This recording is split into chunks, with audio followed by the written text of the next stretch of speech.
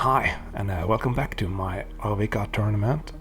I started out great with 3 wins, and then I lost to Will in the 4th round. So now I can't afford any more losses, so I gotta win the rest. So this is the 5th round, and after this match I will talk about why the 6th round wasn't filmed and what happened there. So yeah, let's take a look at the 2 decks. And here's my counterburn deck. You've seen it a bunch of times now, so let's skip ahead to my opponent. My opponent name is Erik, and he is playing mono black. So after playing 3 matches of the deck, and this is a good change. He have a lot of beautiful beta cards, but he's sold off a bunch of them to get that the Black Lotus there in the middle. So I think he got it the day before, so he had to take a new deck picture with a Lotus on top. So yeah, beautiful.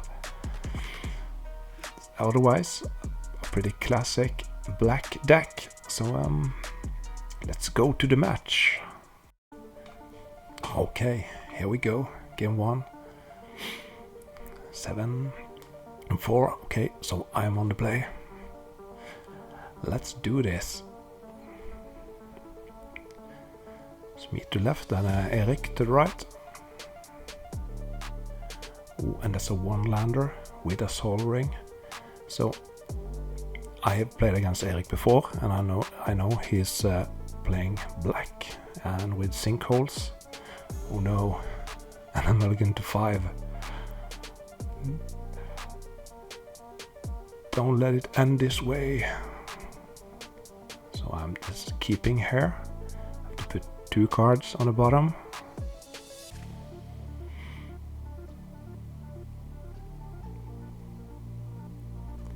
And I do remember this opening.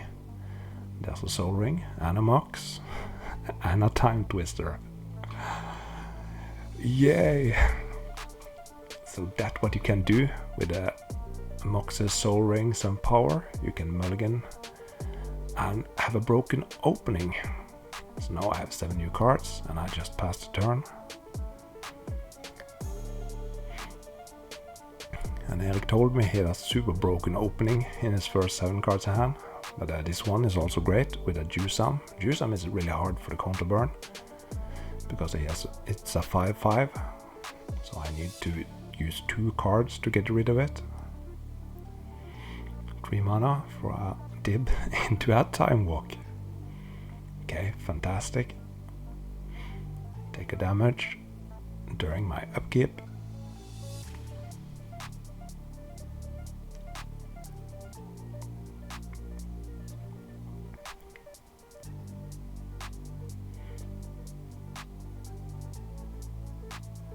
Okay, more broken cards. There's a demonic tutor. So ancestral.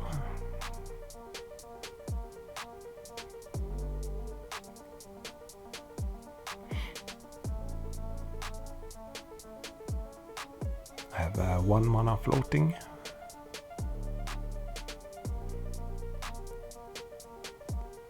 Tapping a blue.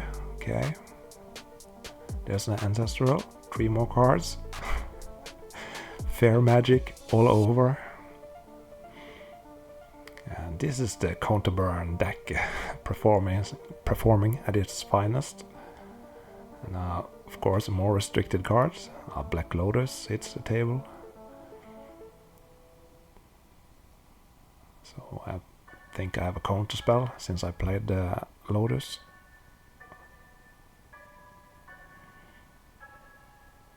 And there's a library, Erik. End of turn lightning bolt. Very good. He's down to 14. Ooh, and I didn't take a damage there.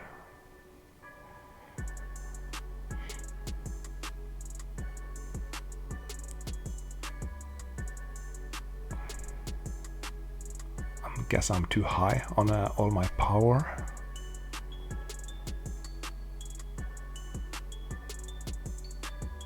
Ooh, and there's the unlimited volcanics that I borrowed.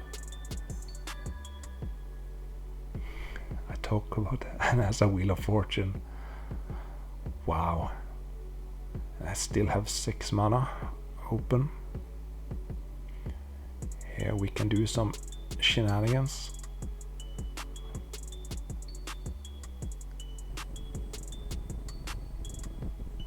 So I can attack him down to 10, and from there perhaps I could burn.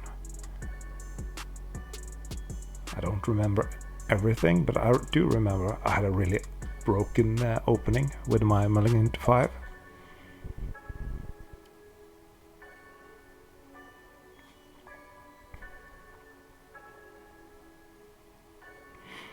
So I'm thinking probably a lot of options. Lotus into a Serendefret. And a Chain Lightning. Wow. It's down to 7. I can attack for 6 next turn. Just need 1 more bolt. Yeah, of course, and he takes damage from the Jusam. Yeah. So I have lethal on the table.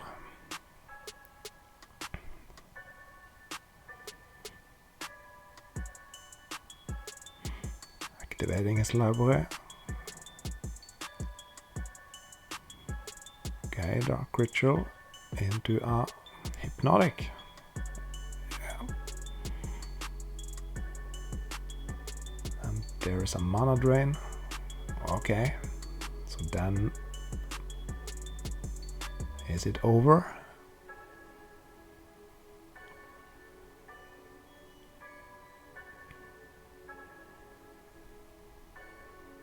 Ooh, another Dark Ritual into another Hypnotic. So take 2 damage. That's good. I still missed 1. That's a bolt and an attack for 6. Wow, fantastic game 1. Game 2. I'm on the draw this turn.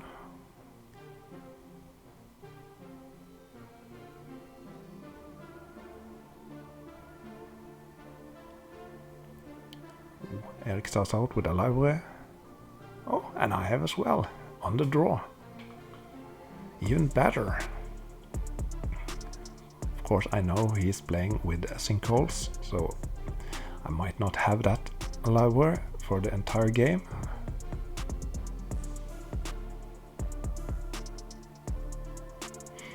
So I draw with my library, draw for turn.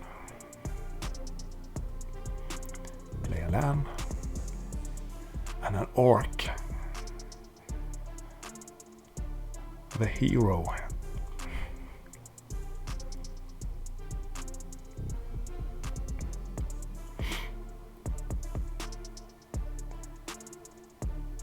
There's the sinkhole. Yeah. Or okay, yeah. You need to draw before.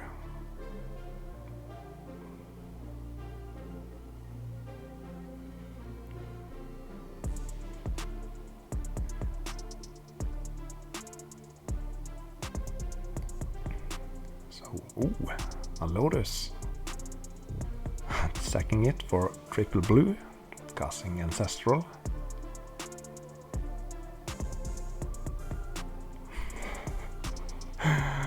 Wow, what a busted game.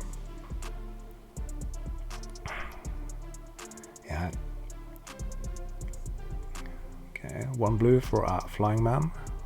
So I have still 1 blue floating, 2 other mana.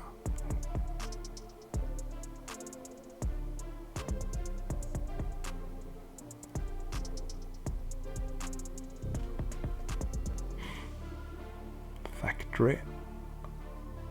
Chain Lightning. Ooh, very aggressive.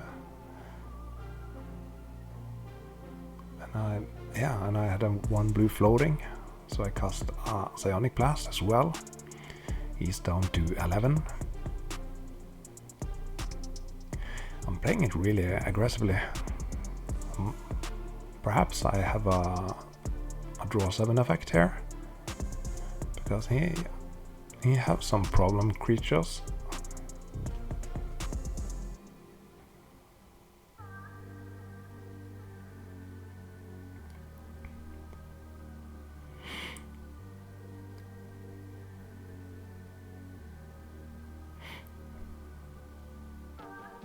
So it's pretty hard for my opponent here, because the library wants you to keep a lot of hands, but with my aggressive opening, it's kind of hard not to play a lot of spells to try to stabilize. And here I can attack for 3 again. Terror. Okay. So he's down to 10. 10 is often a good number. If you can attack them down to 10, then it's like 1 Psionic Blast and 2 bolts, and it's over. So now it's 5 mana.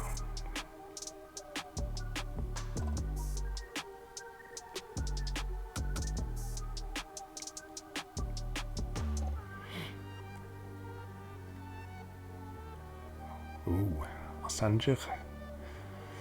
So that's a problem for my little flying man. Okay, I shoot him. Okay, looks like there are some burns in my hand. Are very aggressive.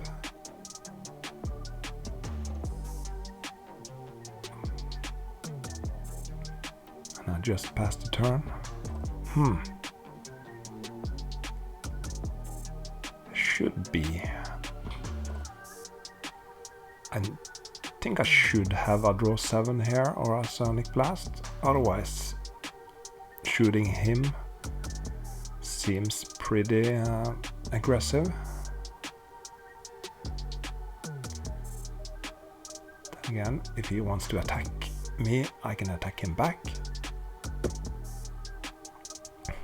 And he attacks. I'm down to 14. There's a Hypnotic Spectre.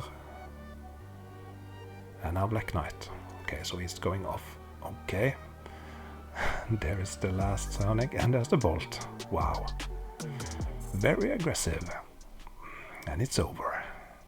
So I won, and I'm now 4-1. There are 2 rounds left. I need to win them both to go top 8. I don't think I can have 2 losses. I could perhaps draw one of them, but that's not very likely. So let's talk about the 6th round. Have you ever had this feeling in your chest when you've done something stupid, and if you think back at it, you get like this stone in your chest? And Arvika weekend was such a great experience, but when that feeling came, when I thought about this round 6, I got this, yeah. So what happened? So game 1, he played a robot BB-8 deck. There was a Chain Lightning going back and forth, and we did it totally wrong, because if you want to chain back the Chain Lightning, you need to take the 3 damage and then you can send it back, and we thought it went on the stack, like a big stack. So I thought I had the victory in my hand, and suddenly he won, and I was like, okay, that sucked. Let's go to game 2. We start playing game 2, and we were chatting with the people next to us, and they told us, no, that's not how Chain Lightning works at all. And we was like, oh no. And my opponent said that you are filming it, so we can just look at the film, and it should be pretty easy to visualize it and calculate it and write down the life totals and all that, since this is a very important match. We asked if there was a judge we could ask, and they told us, no, you have to deal with this yourself. So we were sitting there writing down life totals and doing all that, and it was pretty hard. And then we got this idea, let us just try to play game 3, and if I win, it's no problem, and if he wins, we need to go back and do some more thinking about the first round. So of course he won the 3rd round, and we went back, and our agreement was pretty clear that we were playing the third game, but we're going to talk more about the first game. So we look at the film and the life totals and all that, and I was a pretty heavy favorite to win, but it wasn't for sure. And we were discussing a bit back and forth, and he said, I think you care about this more than I do, so you can have the victory. And it felt a bit bad, but I was I had this shark goal, so yeah, I thanked him, and we shook hands, and I went on. So so now I was 5-1, and I have one last round, a winning into a top 8. But when I looked back at this weekend, or on the road back, I was thinking about, wow, what a great weekend it was at Arvika. And then I got this feeling in my chest like, oh, you remember round 6? That wasn't nice. And no, it wasn't. It was not in the spirit of old school. I should know my cards, and if I don't know my cards, I deserve to lose. So to my opponent, I'm not going to put out the name, but I'm sorry. I should have just conceded. We shouldn't. Game 1 was over, so we did a mistake, but he won. So going back, like, that was a bad idea. So we should just have played the 3 games, and he won 2-1. So yeah, but I got a little caught up in the moment, and yeah, we shouldn't do this in a old school format. But it was a shark tournament. For me, it was like the world championship of old school. So yeah, it was bad. I'm sorry. So yeah, now that's off my chest, and I'll buy you a beer next time I see you. So yeah. On that note, next video, the winning in versus a worthy N-boss in Svante, who is playing the deck. So a pretty epic end of the Swiss. Next week, I'll post it. This is Farmstead. I'm out.